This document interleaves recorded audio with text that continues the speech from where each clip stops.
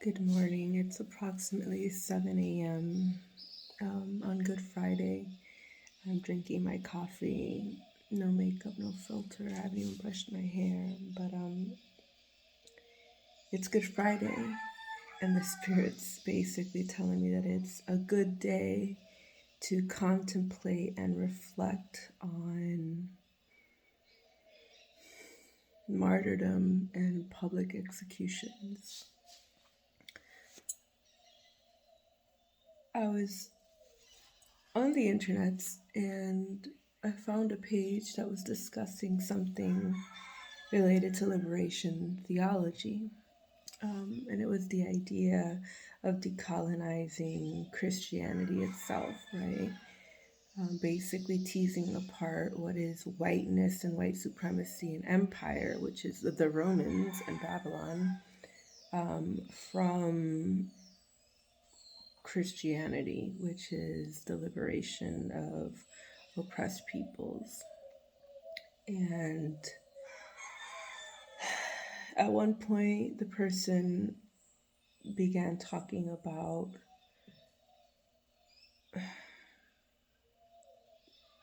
the anger of Christ and moments, the revolutionary aspects of Jesus, and moments like, him going to the temple and flipping tables and whipping, basically bankers, and that ultimately the crucifixion of Good Friday was the Roman Empire in collusion and in conspiracy with many others, theories that I won't get into, to literally kill what they considered a viable threat to their empire, to basically stop a revolution and stopping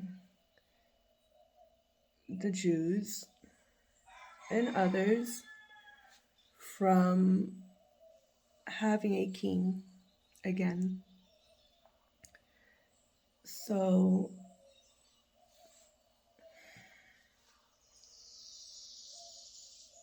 and the person was again making the case for kind of, they quoted Malcolm X, right? And this idea there's no such thing as a non-violent revolution. And I would say maybe 90% of my quote-unquote liberation, revolution, social justice related comrades all believe in violent revolution. And I ask myself whether, what do I believe in? Because I know that there have been times that I have been violent, and there's been times where I appear to be nonviolent. But I am a colonized subject of the empire, and there's nothing in being a colonized subject of empire that is inherently nonviolent. Whether you're the doer or the done to, it's all violence. So I started thinking about revolutions and revolutionary violence. And according to social justice rhetoric, revolutionary violence is holy in a way, right? Because it's the violence of the oppressed trying to liberate themselves from the oppressor, their resistance. So, for example, in one of the apostles, at Gethsemane, takes the sword and,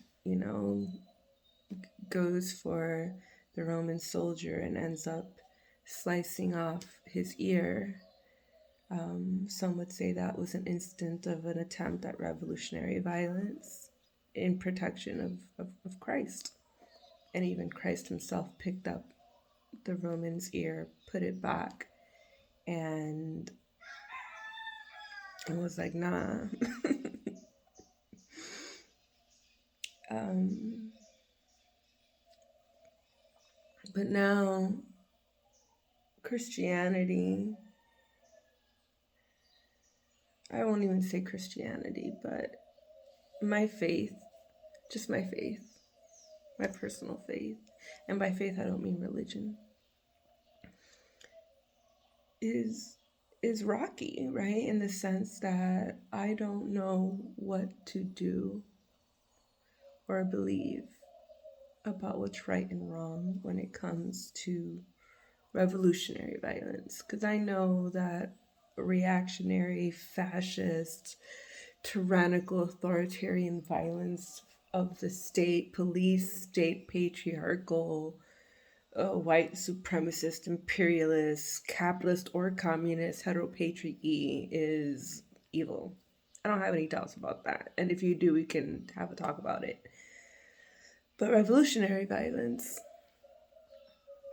that's where the question is. Not the problem, but where the question is, or the struggle. That's where the struggle is.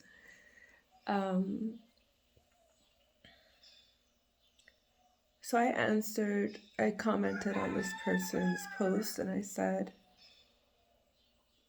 you know, what happens when the revolution, because she was saying that like the crucifixion was not just about killing Christ, right? It was about humiliation and public shaming and a display and demonstration of state cruelty to teach a lesson, right? So that others will get scared and just bow their heads, right? And go along and conform.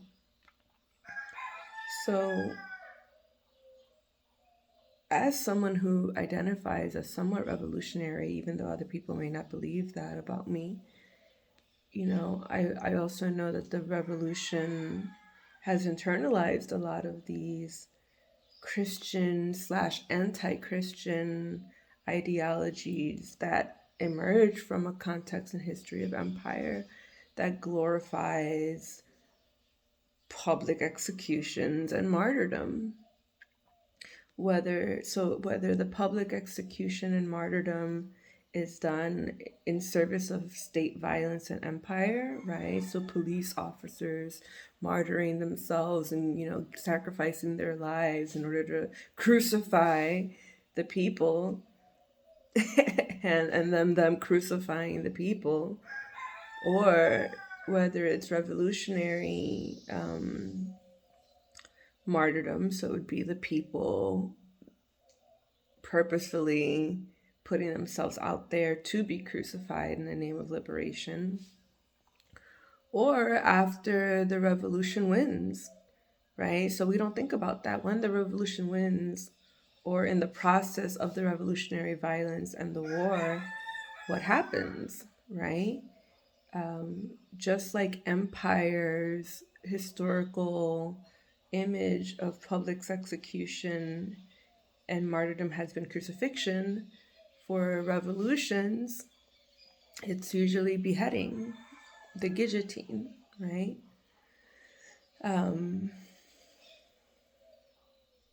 So when you think of any kind of religion or movement, any kind of movement, collective movement that goes against empire, and I'm thinking like, things like the French Revolution, or even, and this controversial things like Islam, beheading is the way they go. But it still doesn't liberate us from public cruelty, execution, and the romanticizing of martyrdom. It doesn't liberate us from that. So the circle and the cycle of violence continues to be justified. Now, I'm not saying either that nonviolent, thoughts and prayers, and I've gotten a lot of negative kind of attacks because I advocate for meditation and mindfulness, even to revolutionaries who are engaged in violence. I don't know, And I'm not exactly an advocate for peace and safety, definitely not at the cost of justice and truth, which is all about empire. But it's really more about tyranny, because I've seen in many different historical contexts when revolutionaries do win and they do end up decolonizing and taking back the land and, reviving its people, and they still do it through tyranny. And they lose their heads or end up being crucified, which is when you lose your soul. So how do we not lose our heads and our souls and our spirits? How do we liberate ourselves from death ultimately? And that brings me back to Christ. Christ wanted, he talked about the kingdom. And I won't get into any debates right now about monarchy and all this kind of stuff. And because again, that goes back to being kind of a reactionary, counter-revolutionary kind of system. But besides that, I think Jesus Christ in this case,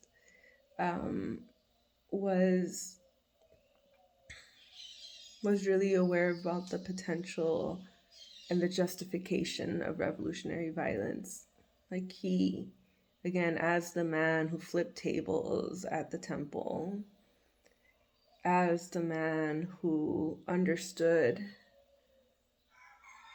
his apostles when they picked up the sword, or when they even denied him out of fear, he understood the human potential and even need for violence to survive, because that's what violence is, right? On a psychoanalytic level, it's our need to survive. It's how we defend ourselves. Self-defense, defense mechanisms, all of that, that's related to ego, and we can have a discussion about that if people are interested. I'm coming up to the 13-minute mark on this video, so I'm going to close it. And I think I basically shared what was on my heart this morning on a Good Friday. Yep. Public executions and martyrdom, crucifixions, beheadings. That's the reality of power, the struggle for power,